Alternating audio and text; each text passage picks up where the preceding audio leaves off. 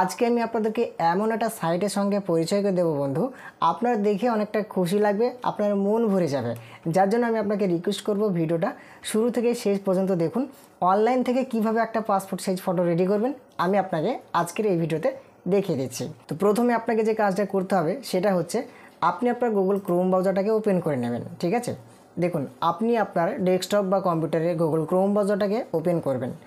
Open করার পরে আপনি সার্চ বক্সের উপরে একবার ক্লিক করবেন। এখানে ক্লিক করার পরে জাস্ট আপনি লিখবেন কাট আউট প্রো। ঠিক আছে, আমি যে লেখাটা লিখে সার্চ করব সেই লেখাটা লিখেও আপনিও সার্চ করবেন। ঠিক আছে, দেখুন এখানে লিখলাম কাট আউট প্রো, সেটা আপনি ভালোভাবে দেখতে পাচ্ছেন। লেখার পরে আপনি ইন্টারফেস করবেন কিবোর্ড থেকে। সার্চ করার পরে অনেকগুলো দেখবেন এরকমভাবে লিঙ্ক চলে আসবে। এবার আমি আপনাকে যে লিঙ্কটায় ক্লিক করতে বলবো সেই লিঙ্কটাই আপনি ক্লিক করবেন। দেখুন 2 নম্বরে যে লিঙ্কটা আপনি দেখতে পাচ্ছেন লিখে আছে পাসপোর্ট ফটো মেকার, বুঝতে পারছেন? তো আপনি কি করবেন, পাসপোর্ট ফটো মেকার লেখাটার উপরে একবার ক্লিক করে দেবেন। এইখানে ক্লিক করার পরে দেখবেন সঙ্গে সঙ্গে এরকমভাবে একটা ইন্টারফেস আপনাকে নিয়ে চলে আসবে। এবার আপনি যে ফটোটার কাজ করতে চাইছেন বা যে ফটোটা আপনি পাসপোর্ট সাইজ করতে চাইছেন সেই ফটোটা এখানে আপলোড করবেন। দেখুন লিখে আছে আপলোড ইমেজ, বুঝতে পারছেন তো? আপলোড ইমেজ লেখাটার উপরে একবার ক্লিক করবেন। এইখানে ক্লিক করার পরে আপনার ডেস্কটপের ফোল্ডার বা ফাইলগুলো ওপেন হয়ে যাবে। এবার যেখানে ওই ফটোটা রেখেছেন, যে ফটোটার আপনি কাজ করবেন সেই ফটোকের উপরে এখান থেকে আপনি বেছে বেছে দেখে নেবেন কোন ফটোটা। তো সেই ফটোকের উপরে একবার ক্লিক করবেন। ক্লিক করার পরে আপনি ডান দিকে লক্ষ্য রাখবেন ওপেন বলে লেখা আছে, ওপেন লেখাটায় একবার ক্লিক করে দেবেন। তাহলে কি হবে, ফটোটার অটোমেটিক ব্যাকগ্রাউন্ডটা আগে চেঞ্জ হয়ে যাবে। দেখুন ভালোভাবে লক্ষ্য রাখুন, এরকমভাবে একটা ইন্টারফেস চলে আসবে এবং আপনার ফটোকের ব্যাকগ্রাউন্ডটা খুবই সুন্দর ও সহজভাবে রিমুভ হয়ে যাবে।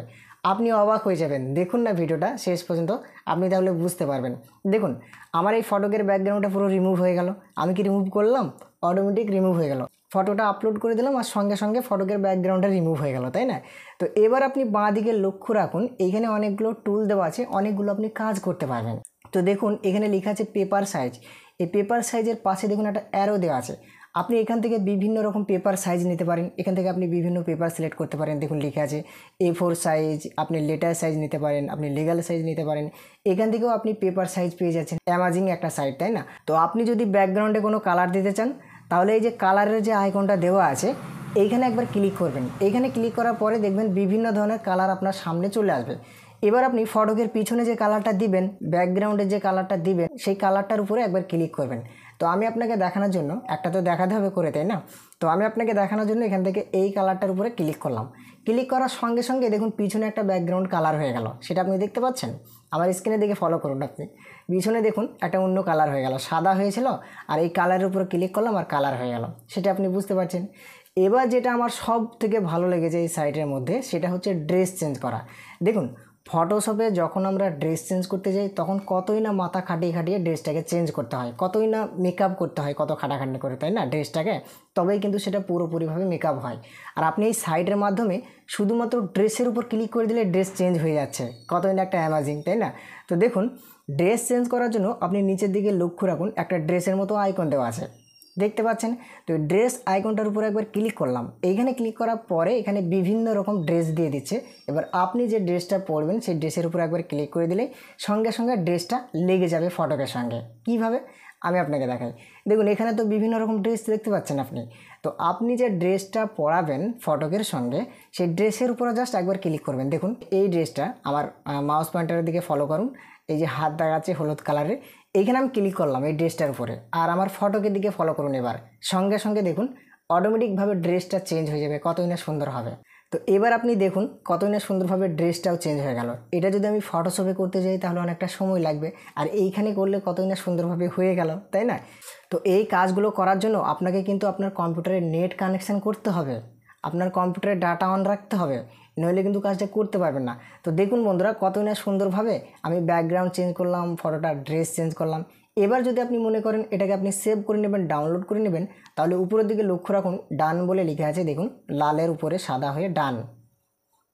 তো এই ডান লেখাটার উপরে একবার ক্লিক করবেন। এইখানে ক্লিক করার পরে এবার আপনি নিচের দিকে লক্ষ্য রাখুন, দেখুন লেখা আছে ডাউনলোড এইচডি। তো এইখানে আপনি মাউস পয়েন্টারটা নিয়ে আসলে সঙ্গে সঙ্গে দেখবেন নিচে একটা ছোট্ট একটা বক্স চলে আসবে ফাইল ফরম্যাট বলে। তো আপনি কি করবেন, এই জেপিজিটাই সিলেক্ট করে নিচের দিকে লক্ষ্য রাখুন, দেখুন যে ইমেজ কোয়ালিটি আছে এখানে যতটা থাকবে থাকুক, আপনি নিচের দিকে লক্ষ্য রাখুন ডাউনলোড বলে লেখা আছে। ডাউনলোড লেখাটা একবার ক্লিক করে দিলেই সঙ্গে সঙ্গে কিন্তু আপনার ফটোটা ডাউনলোড হয়ে যাবে কতই না সুন্দরভাবে। তো এবার আমি দেখি হ্যাঁ কোথায় ডাউনলোড হলো, যার জন্য আমি দিস পিসি অপশানটায় ক্লিক করলাম। তারপরে আমার ডাউনলোড বলে যে অপশানটা দেওয়া আছে আমার কম্পিউটারে, এই ডাউনলোড অপশানে একবার ক্লিক করলাম, ডবল ক্লিক করার পরে এই যে দেখুন ফটোটা। তো এবার আপনি ফটোটা দেখুন বন্ধু, কতই না সুন্দর লাগছে। ফটোটার ড্রেস চেঞ্জ, ফটোটার ব্যাকগ্রাউন্ড চেঞ্জ, কেমন ছিল আর কেমন হয়ে গেল। তো এইভাবেই আপনি যে কোনো ফটোর ড্রেস চেঞ্জ করতে পারবেন, ব্যাকগ্রাউন্ড চেঞ্জ করতে পারবেন, অথবা পেপার সিলেক্ট করে ফটোকে সাইজ সিলেক্ট করে আপনি সেটাকে প্রিন্ট করতে পারবেন। ঠিক আছে, কতই না অ্যামাজিং একটা সাইট। ভিডিওটা দেখার পরে যদি একটু উপকার হয়ে থাকেন আপনি অবশ্যই একটা লাইক করে জানাবেন। আর আমার এই চ্যানেলে যদি আপনি এখনও নতুন হয়ে থাকেন অবশ্যই চ্যানেলটিকে সাবস্ক্রাইব করে পাশে থাকবেন এরকম ধরনের হেল্পফুল ভিডিও পাওয়ার জন্য। তো আজকের মতো এই পর্যন্ত বন্ধুরা, পরবর্তী ভিডিওর জন্য অপেক্ষায় থাকবেন, বাংলা টিপস বিগিনার চ্যানেলের সঙ্গে থাকবেন।